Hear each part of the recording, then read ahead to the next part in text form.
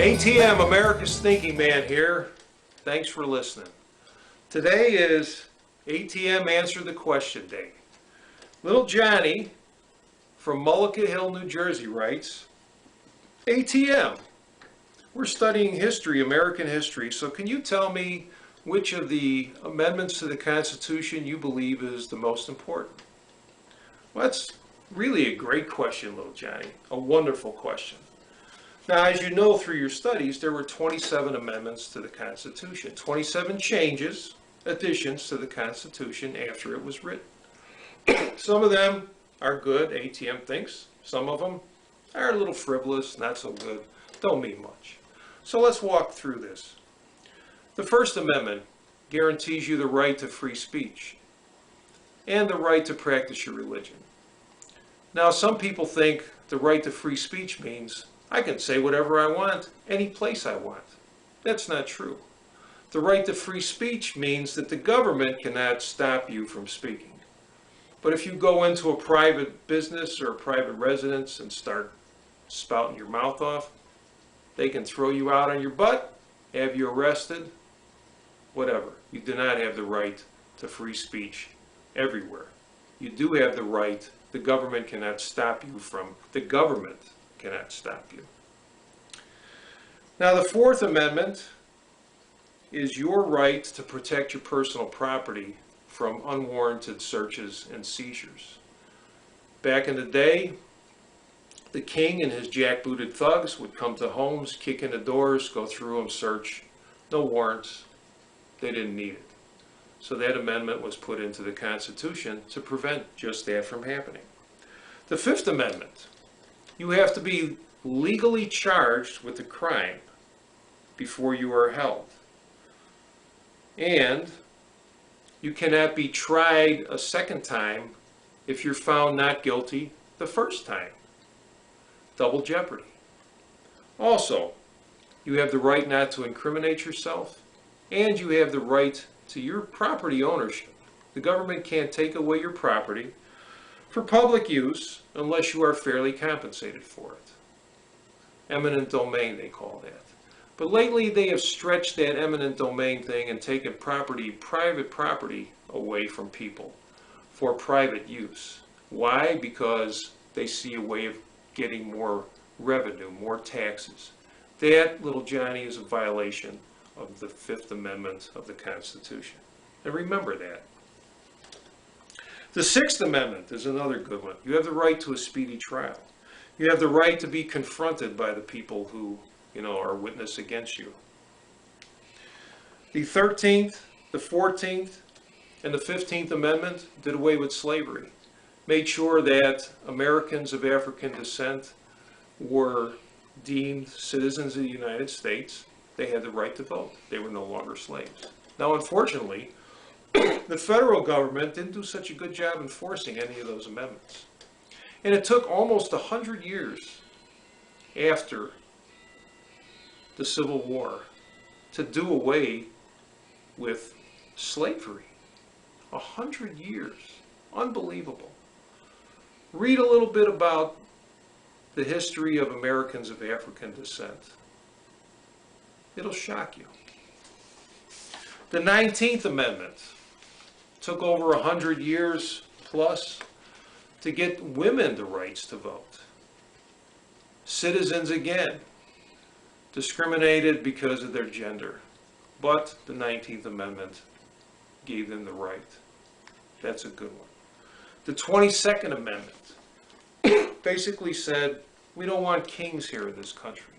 FDR, Franklin Delano Roosevelt, ran and was elected 4 times, 4 terms. Now, this man was so arrogant, his hubris was so great, that when he was running for his 4th term, he was so sick, and he knew that he just had a short time left here on this planet, that he was going to die soon. But he was so arrogant that he ran again for president, and then died shortly thereafter. Couldn't even do the job of president, but he wanted to be king so badly that that's why he ran. So the 22nd Amendment says 2 terms. That's all you can serve. No more kings. The 24th Amendment, another good one. People were at one time denied the right to vote because they couldn't pay tax, poll taxes. Mostly black Americans, Americans of African descent. So, 24th Amendment, a good thing. Now, the one amendment that we skipped that I really think is the most important amendment is the Second Amendment, little Johnny, which gives you the right to keep and bear arms. And that right, according to that amendment, the Second Amendment, shall not be infringed. Now, the government has gone out of its way to place restrictions on gun ownership. Why is that? Because the Second Amendment is there for the people to protect themselves against the government. Think of the Constitution and the other 26 amendments as a house. The Second Amendment, little Johnny, is the roof. Take away the roof, tear it off, and what do you have? You have an open building that you're living in. Rain's coming in, snow's coming in, the heat, the cold. There's no roof on it to protect the rest of the Constitution and the amendments to it. So the Second Amendment is there because of the experience during the Revolutionary War and prior to that, that the citizens of the country had with the king and his jackbooted thugs. And they knew that the only way that they won that revolution was to be more powerful than the king and his jackbooted thugs. And how did they get that power? With guns. With guns, rifles, handguns, cannons. So the Second Amendment, despite what some not too bright people believe in, little Johnny, perhaps even your teacher, is not there so ATM can go out and go hunting or go to the range and shoot sporting clays or a little bit of target practice. The Second Amendment is there so ATM and little Johnny can protect the house from the government, from the destruction of the government. But some people put their rights on a plate. Every time an incident happens in this country where a gun is involved, people call for gun control. And they just walk up to the government and say, hey, take my right away. My right to protect me from you, just take it. I don't want it anymore because I trust you to do the right thing. Read more history, little Johnny, and see FDR. He interred 1,000 Japanese American citizens of Japanese descent. 100,000 or more. FDR did, the king, back during World War II. Black citizens, American citizens of African descent, were denied their rights for almost 100 years after the 13th, 14th, and 15th Amendment. When they were in the service, many of them were made engineers. They were not in combat units. Why is that? Because the government was afraid to hand them a gun because they felt, because of the way they were treated. They were still enslaved in many southern states.